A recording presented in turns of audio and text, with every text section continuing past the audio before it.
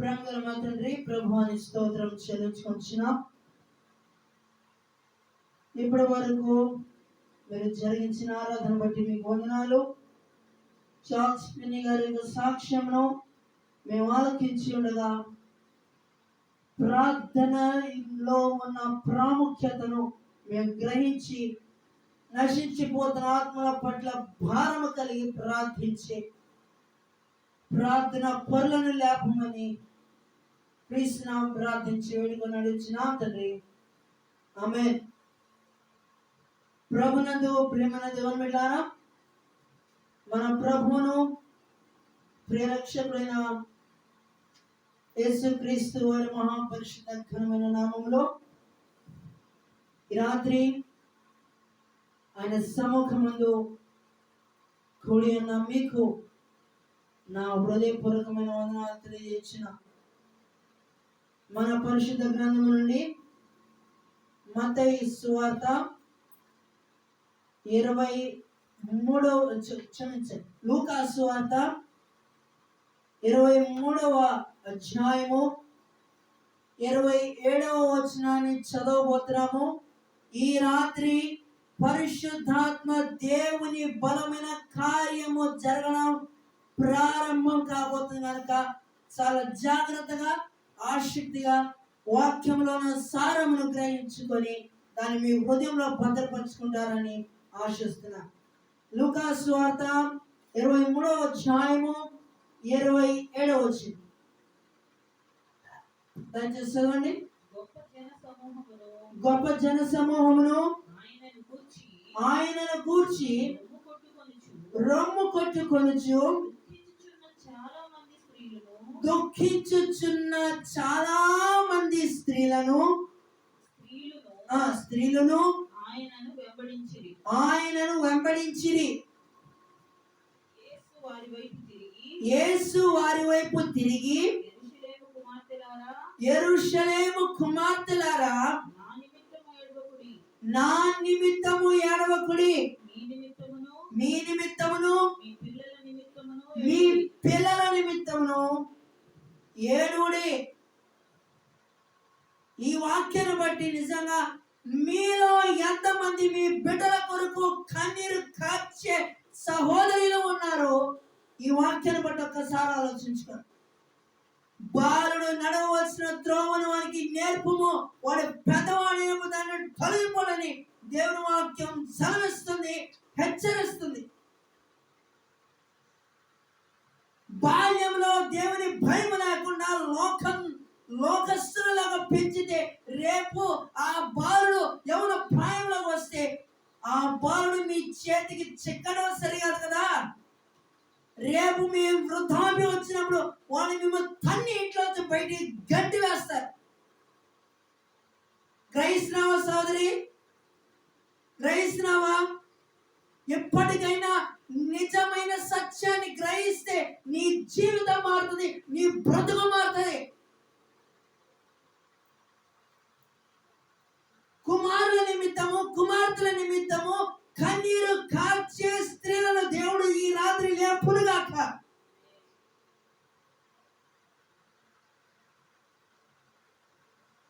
సంవత్సరాల తరబడి గొంతు చించుకొని అనుభవం గల సేవకులు వాక్యం చెప్తుంటే కదిలించామనే బండమారిన గుడ్డలు ఈ రోజున అనేకలు ఉన్నారు. దేవుని వాక్యము కార్యము, దేవుని వాక్యం వినిచిన అనేక మంది ఈ గ్రామం ప్రజలారా, దేవుని వాక్యాన్ని బట్టి మీ బ్రతుకులు మార్చుకోలేకపోతే నరకం మీ సిద్ధంగా ఉంది.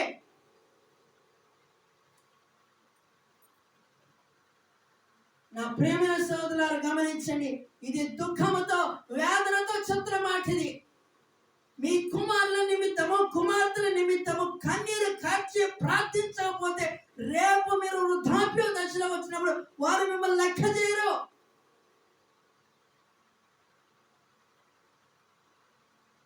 నా కొరకు ఏడవద్దు, మీ కుమారుల కొరకు మీ కుమార్తెల కొరకు ఏడవండి అని దేవుని వాక్యం సెలవిస్తుంది.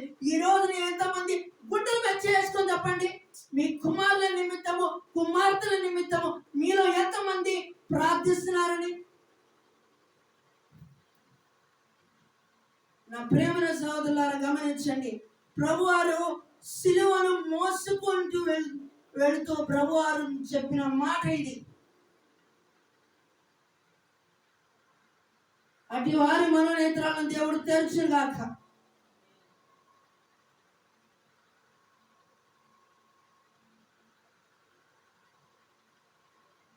తర్వాత 23వ అధ్యాయము 39వ వచనాన్ని ఒకసారి చదవండి. 39వ వచనం. మరి ఇద్దరు ఆయనతో కూడా చంపబడుటకు తేబడిరి. మరి వారు నేరము చేసిన వారు. మరి ఇద్దరు ఆయనతో పాటు మరి ఇద్దరు ఆయనతో కూడా చంపబడుటకు తేబడిరి. వారు నేరము చేసిన వారు. వేలాడవేయబడిన ఆ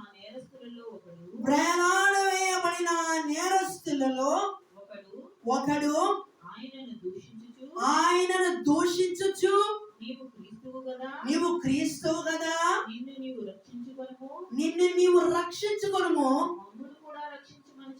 మమ్మల్ని కూడా రక్షించమని చెప్పాడు. చూడండి ఎంత బుద్ధిహీనత, ఎంత అజ్ఞానము. నీవు క్రీస్తువు కదా, ముందు నువ్వు రక్షించు, నీకు నువ్వు రక్షించుకో, మమ్మల్ని రక్షించు. దేవుడు ఆరోగ్యం ఇచ్చి, జ్ఞానం ఇచ్చి, బలం ఇచ్చి, మంచి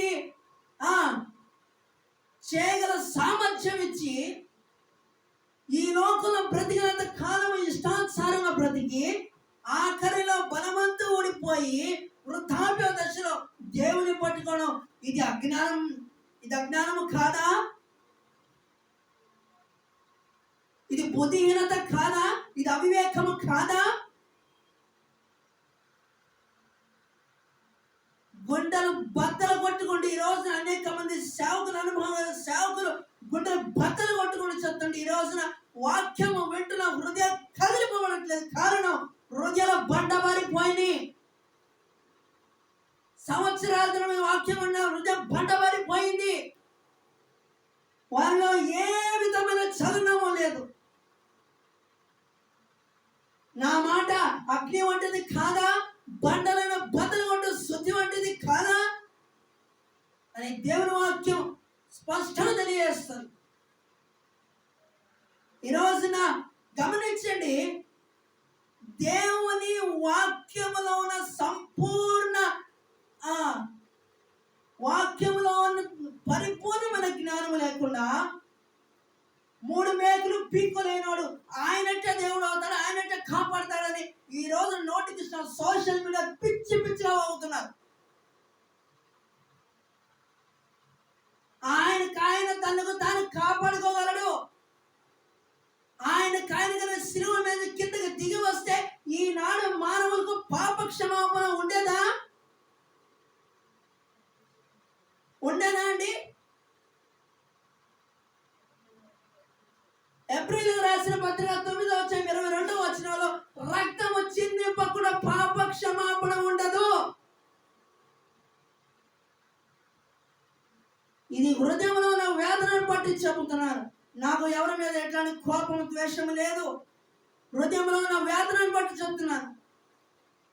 రోజున ఎంతమంది దేవుని ప్రేమను తెలుసుకొని దేవుని చేత ఆశీర్వదింపబడి దీవించబడి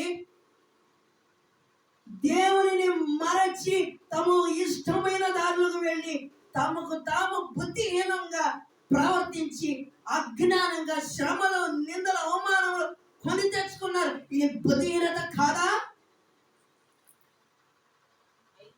అయితే రెండవ వాడు వారిని గద్దించి, నీవు అదే శిక్షా విధిలో ఉన్నావు కనుక నీవు దేవునికి భయపడవా?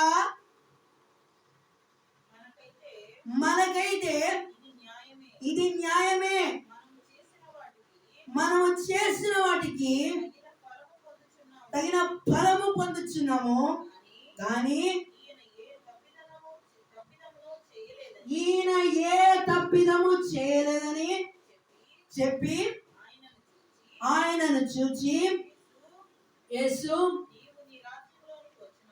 నీవు నీ రాజ్యంలోకి వచ్చినప్పుడు నన్ను జ్ఞాపకం చేసుకోమని. చూసారండి, చూసారా?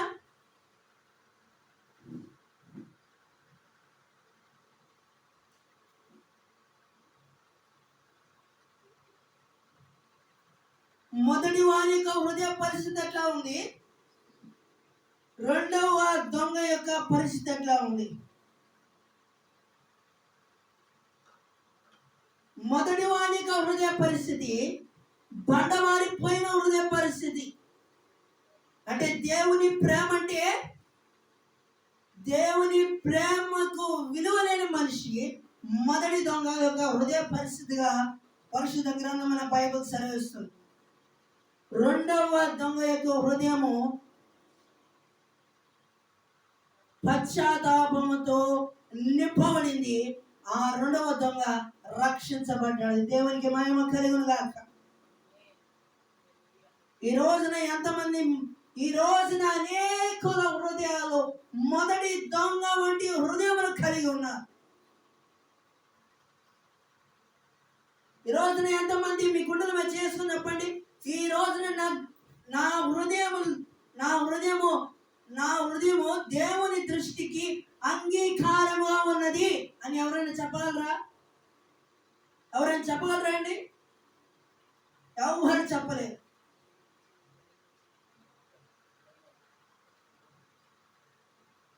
భక్తిహీనుల పాపము ఎలా కనబడుతుంది ఏంటండి? దేవోక్తి వల్ల కనబడుతుందంట. భక్తిహీనుల అతిక్రమము దేవోక్తి వల్ల కనబడుతున్నదని దేవుని వాక్యం స్పష్టంగా తెలియజేస్తుంది.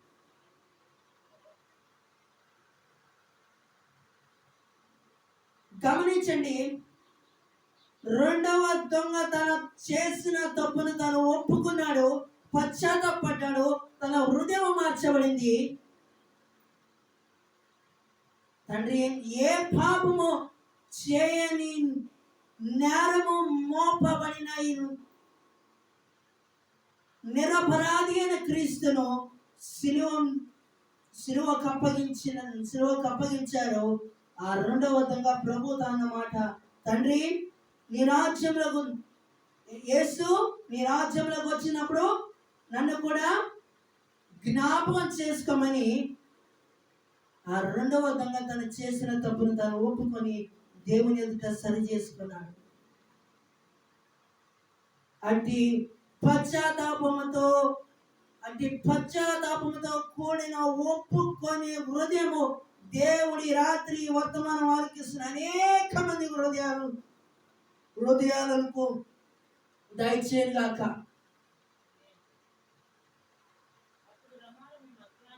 అప్పుడు రమారమి మధ్యాహ్నం ఆయన అది మొదలుకొని 3 గంటల వరకు ఆ దేశమంతటి మీద చీకటి కమ్మెను. సూర్యుడు అదృశ్యుడాయను, గర్భాలయపు తెర నడిమికి చినిగెను. అప్పుడు యేసు గొప్ప శబ్దంతో కేక వేసి, తండ్రి నీ చేతికి నా ఆత్మను అప్పగించుకొనుచున్నానని చెప్పెను అనెను. ఆయన ఇలాగు చెప్పి తన ప్రాణము విడిచెను. శతాధిపతి జరిగినది చూచి ఈ మనుష్యుడు నిజముగా నీతిమంతుడై ఉండెనని చెప్పి దేవుని మహిమ పరిచెను. చూచుటకై కూడి వచ్చిన ప్రజలందరూ జరిగిన కార్యములు చూచి రొమ్ము కొట్టుకొనుచు తిరిగి వెళ్ళి తెరవబడిన మనోహృదయము ఇప్పటికీ వీరికి తెరవబడింది. ఎప్పటికి వీడి జ్ఞానోదయమైనారే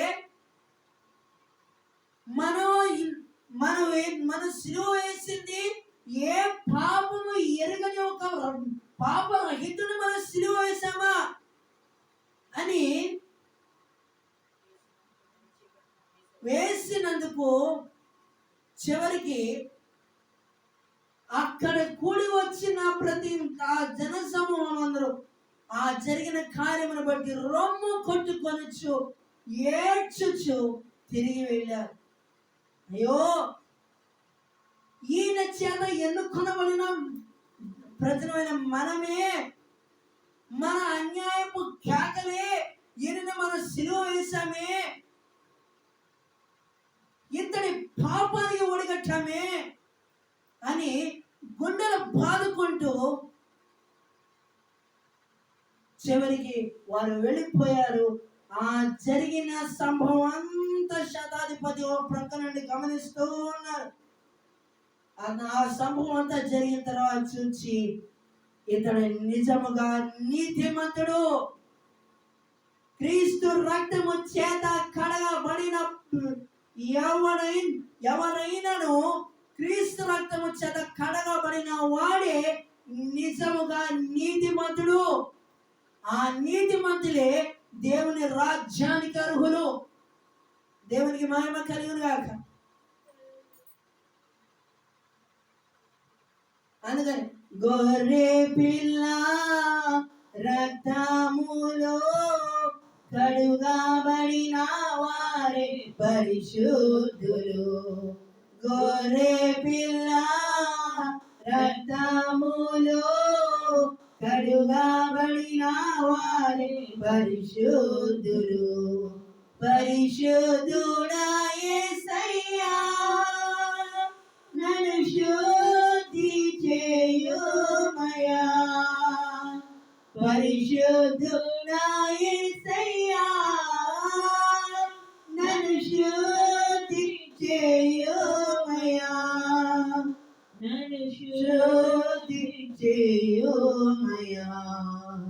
గొర్రె పిల్ల రక్తములో కడుగబడిన వారే పరిశుద్ధులు అని గమనించారా? ఏ రక్తంతో కడగబడితే మనం పరిశుద్ధులు అవుతాం? ఏ రక్తంతో? ఎట్ల రక్తంతోనా? పొట్టేళ్ల రక్తముతోనా? గాడిద రక్తముతోనా? జంతువుల రక్తముతోనా? కాదు. క్రీస్తు రక్తము చేత, గొర్రె పిల్ల రక్తము చేత కడగబడిన వారే దేవుని రాజ్యమునకు అర్హులు.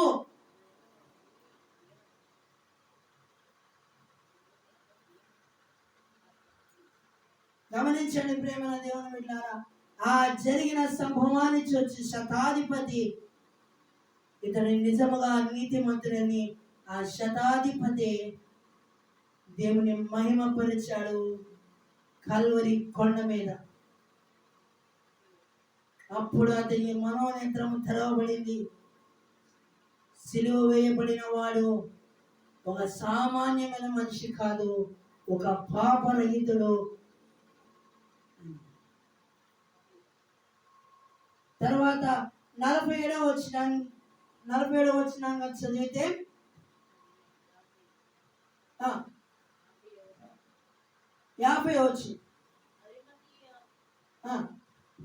అరిమతయియ అను యూదుల పట్టణపు సభ్యుడైన యోసేపు అని ఒకడుండెను. అరిమతయియ అను యూదుల పట్టణపు సభ్యుడైన యోసేపు అను ఒకడుండెను. అతడు సజ్జనుడును నీతిమంతుడనై ఉండి వారి ఆలోచనకు వారు చేసిన పనికిని సమ్మతింపక దేవుని రాజ్యము కొరకు కనిపెట్టుచుండినవాడు. అరిమతయ్య అనే యూదుల పట్టణంలో ఒక యోసేపు అని ఒక సభ్యుడు ఆ పట్టణంలో ఉన్నాడు. అతని గురించి పరిశుద్ధ గ్రంథమైన బైబిల్ ఏమని చెప్తుందంటే అతడు సజ్జనుడు, తర్వాత తర్వాత ఏంటండి, నీతిమంతుడు, దేవుని రాజ్యము దేవుని రాజ్యము కొరకు కనిపెట్టుకుంటూ ఉన్నాడట. చూసారండి,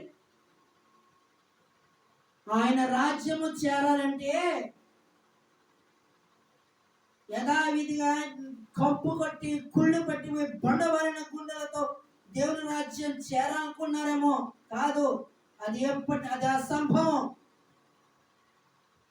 క్రీస్తు రక్తము చేత కడగబడి యెహోవా చేత నిర్దోషి అని ఎంచబడిన వాడు, ఆత్మలో కపటము లేనివాడు దేవుని రాజ్యమునకు అర్హుడు.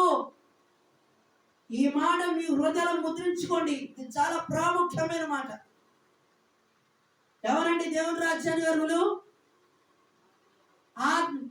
యెహోవా చేత నిర్దోషి అని ఎంచబడిన వాడు, ఆత్మలో కపటము లేనివాడు, దేవుని రాజ్యమునకు వారసత్వము పొందుటకు అతడు యోగ్యుడు, అర్హత గలవాడు. నా ప్రేమైన సహోదరులారా గమనించండి. అతడు పిలాతు యొద్దకు వెళ్ళి యేసు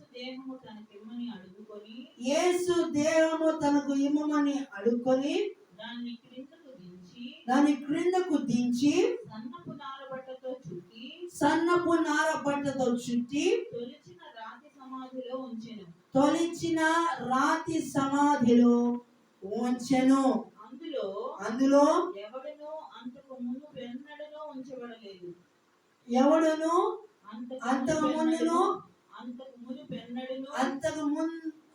ముందున్నప్పుడును మునుపెన్నడును ఉంచబడలేదు. చూడండి, ఆయనకు ప్రత్యేకముగా తవ్వించి ప్రభు వారి కొరకు ఏర్పాటు చేసిన సమాధి. మీరు గమనించండి, ఇజ్రాయెల్ దేశంలో నేటికి ఆ సమాధి ఇప్పటికీ ఖాళీగా ఉన్నది. ఎందరో పుట్టారు, జీవించారు, మరణించారు. అదంతవరకే, వాళ్ళంతవరకే.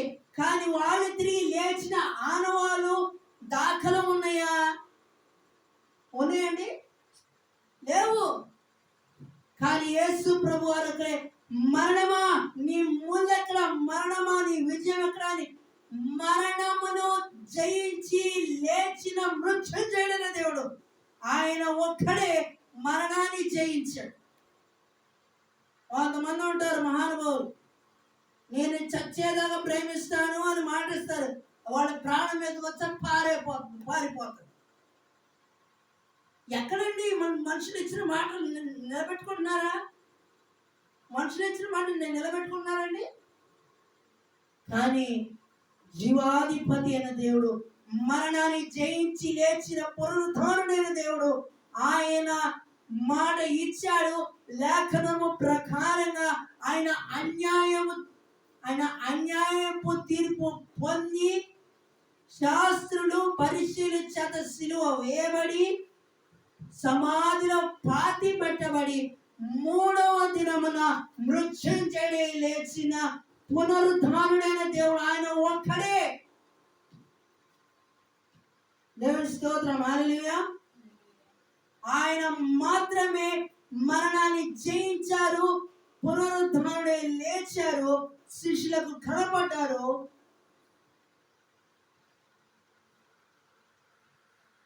ఆరోహణ కొండ మీద శిష్యులను ఆశీర్వదిస్తూ ఆయన పరలోకానికి ఆరోహణమయ్యారు.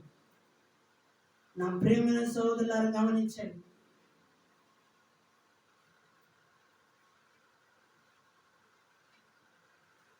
ఈ ప్రస్తుత దినాల్లో అందరూ జన్మిస్తారు, అందరూ జీవిస్తారు, అందరూ చనిపోతారు. కానీ చనిపోయిన వారు తిరిగి లేచారా? చనిపోయిన వారు తిరిగి లేచారండి? ఇప్పటికీ చనిపోయిన వారి సమాధులు అట్లాగే ఉన్నాయి, కానీ ప్రభు వారి యొక్క సమాధి నేటికి ఖాళీగా ఉన్నది. ఇది చరిత్రను ఎవరు మార్చలేరు. ఈ రోజున ఒక రాజు గురించి రాజుగారి యొక్క చరిత్రను చదవాలంటే క్రీస్తు పూర్వం క్రీస్తు శకం అని మనం చదవాలం. నా ప్రియమైన సహోదరులారా, ఆయన లేనిదే ఈ ప్రపంచమే లేదు. దేవుని స్తోత్రం, హల్లెలూయా. ఆయనే నేను జీవమును పునరుద్ధానమునై ఉన్నాను, నా యందు విశ్వాసం ఉంచువాడెవడు చనిపోడు, చనిపోయినను మరలా బ్రతుకును అని దేవుని వాక్యం స్పష్టంగా తెలియజేస్తుంది. రోజున ఎంతమంది దేవుని ప్రేమను మేము ప్రార్థనకి వెళ్తామంటారు, మారుమనసు పొందామని అంటారు, రక్షింపబడ్డామని అంటారు, బాప్తిస్మం తీసుకున్నామంటారు, కానీ లోకానికి వచ్చిన ప్రాధాన్యతను ఇస్తా ఉంటారు. ఆదివారం వస్తే దేవునికి వచ్చిన ప్రాధాన్యత ఇస్తారు. ద్విమనస్కులు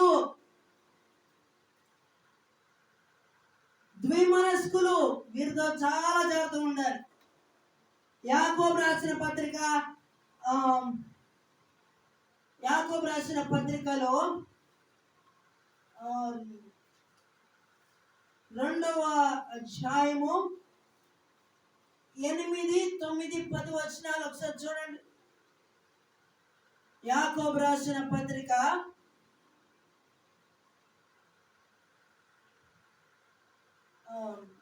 అక్కడ మాట ఉంటుంది,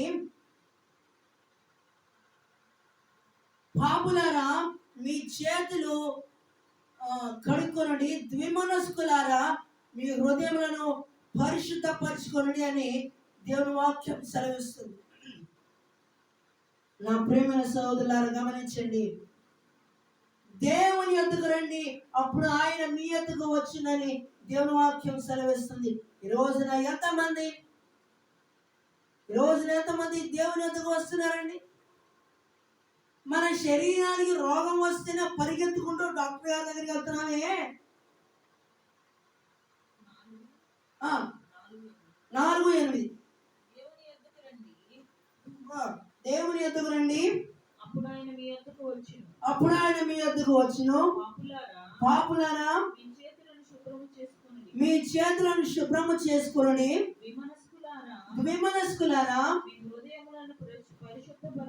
మీ హృదయములను పరిశుద్ధపరచుకొనుడి. పరిశుద్ధత లేకుండా దేవునిని ఎవరు చూడలేరు. వ్యాకులపడుడి, దుఃఖపడుడి, ఏడుడి, మీ నవ్వు దుఃఖమునకును మీ ఆనందము చింతకు మార్చుకొనుడి. ప్రభు దృష్టికి మిమ్మల్ని మీరు తగ్గించుకొనుడి, అప్పుడు ఆయన మిమ్మల్ని హెచ్చించును. దేవునికి మహిమ కలుగును గాక. ఏంటండి, ఎవరి దృష్టిలో మనం తగ్గించుకోవాలి? ఎవరి దృష్టిలో అండి?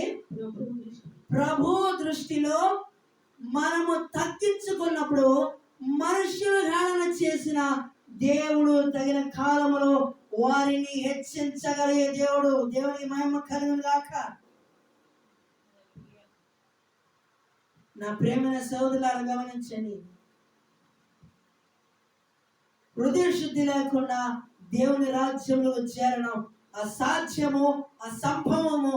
అది ఎన్నటి జరగని పని. వాక్యంలో ఉన్న సంపూర్ణ భావము, సంపూర్ణ అర్థము గ్రహించకుండా నోటికి ఇష్టం వచ్చినట్టు సోషల్ మీడియాలో మాట్లాడుతున్న వారి మనోనేత్రాలను దేవుడు తెరచును గాక. నా ప్రియమైన సోదరులారా గమనించండి,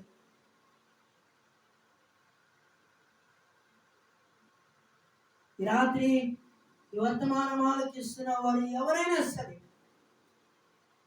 ఈ వాక్యాన్ని ఈ రోజుకైనా జీవితంలో మార్చుకొనకపోతే నరకము సిద్ధంగా ఉంది. నరకము సిద్ధంగా ఉన్నది.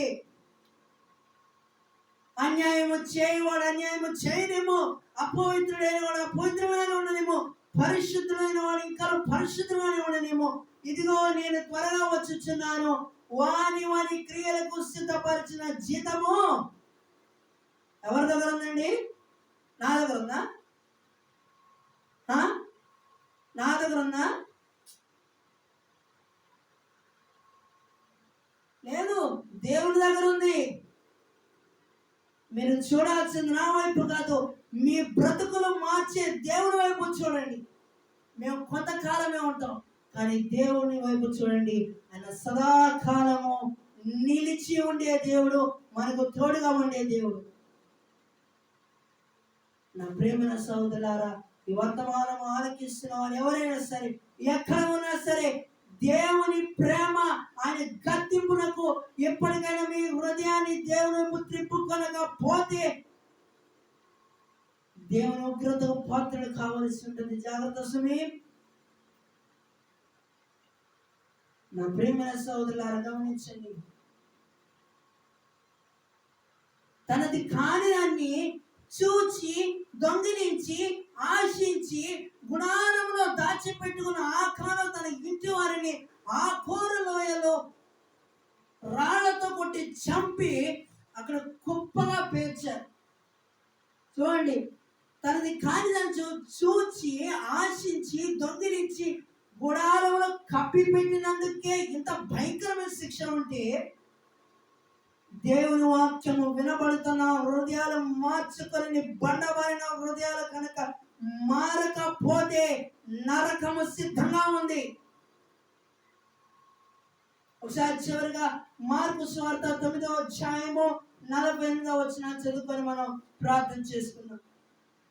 మార్కు సువార్త 9వ అధ్యాయము 48వ వచనం.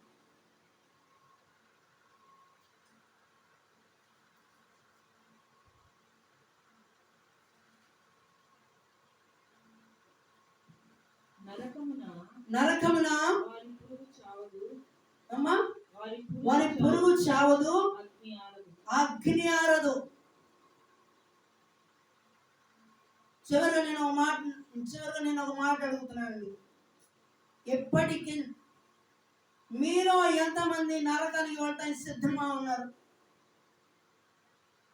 ఎప్పటికైనా దేవుని వాక్యము విని మీ బ్రతుకును మార్చుకోకపోతే, మీ జీవితాలు మార్చుకోనకపోతే నరకాగ్ని మీకు సిద్ధంగా ఉంది. ఆరని నరకాగ్ని సిద్ధంగా ఉంది. అపవాది పిలుస్తున్నాడు, రా నా రాజ్యానికి రా అని పిలుస్తున్నాడు. వాడి రాజ్యాలకు వెళ్తారా? శాశ్వతమైన రాజ్యము. కన్నీరు ఉండదు, వేదన ఉండదు, ఆకలి ఉండదు, దప్పిక ఉండదు. అటువంటి రాజ్యంలో నీవు దేవునికి కుమారుడిగా కుమార్తెగా యుగ యుగాలు తరతరాల వరకు ఆయన రాజ్యంలో ఉండాలనుకున్నావా? లేదా ఆరని అగ్ని ఆరదు, పురుగు చాలు, ఎప్పుడు పండ్లు ఏడుపును పండ్లు కొరుకుట ఉండనన్న ఆ నరక రాజ్యంలో ఉండాలనుకున్నావు? ఈ రాత్రి దేవుని వాక్యము వెలుగులో పరీక్షించుకుందాం,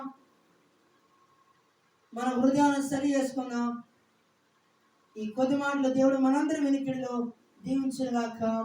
ఆమేన్. దయచేసి తల ఉంచండి, ప్రార్థన చేసుకుందాం. ప్రేమగల మా తండ్రి, ప్రభువాని స్తోత్రం చెల్లించుకొచ్చినాం. అయ్యా, మీ వాక్యము వెలుగులో వారి హృదయాలను పరీక్షించుకోనకుండా ఎంత మంది జగడాలకు ఘర్షణలకు అయ్యా నశించిపోతున్నారు ప్రభా. ఒకసారి వారి వైపు చూడండి నాయన. మీ కన్ను దృష్టి యావత్ ఈ ప్రపంచమంతా ఉంది అయ్యా. ఇంకెంత కాలము నాయన మీరు పాపము కట్లలో, పాపము బానిసత్వంలో ఉన్నారయ్యా. అయ్యా, వీరిని విడిపించండి, వీరు మననేత్రాలు తెరవ చేయండి. మీరు ఏ స్థితిలో ఉన్నారు వీరి గ్రహింపు కలిగించమని సందులో జ్ఞాపం చేయించిన నాయన. రాత్రి ఎవరెవరు ఎటువంటి బంధకాలలో, ఎవరు ఎటువంటి వ్యసనాలలో, ఎవరు ఎటువంటి బంధకములలో ఉన్నారో అట్టి వారికి రాత్రి మీ మాట వారికి విడుదల ప్రకటించమని ఈ విన్న వర్తమానం అనేక మంది హృదయాలను ముద్రించి వారి జీవితాలను మార్చుకున్నటకు ప్రభా మేము మీ బిడ్డలో నాయన, మేము ఈ బిడ్డలో తండ్రి ఒక్క అవకాశం ఇవ్వయ్యా, ఏ ఒక్కరు నశించకూడదని సెలవిచ్చాం. ఒక్క అవకాశం ఇవ్వు తండ్రి నాయన, మా జీవితాలను మేము మార్చుకుంటాం, మా హృదయాన్ని మీ వైపు త్రిప్పుకుంటాం నాయన, మా హృదయాన్ని మీ వైపు త్రిప్పుకుంటాం తండ్రి. అయ్యా మీరే ఏకైక దేవుడు, మీరు మరణాన్ని జయించి తిరిగి లేచిన దేవుడని మేము విశ్వసిస్తున్నాం. ఈ రాత్రి వర్తమానమైన అనేక మంది హృదయాల్లో పరిశుద్ధాత్మ బలమైన కార్యము జరిగినట్లు ప్రతి ఒక్కరు హృదయం కదిలించమని క్రీస్తునామమున ప్రార్థించి వేడుకొని అడుగుచున్నాం తండ్రి. ఆమేన్.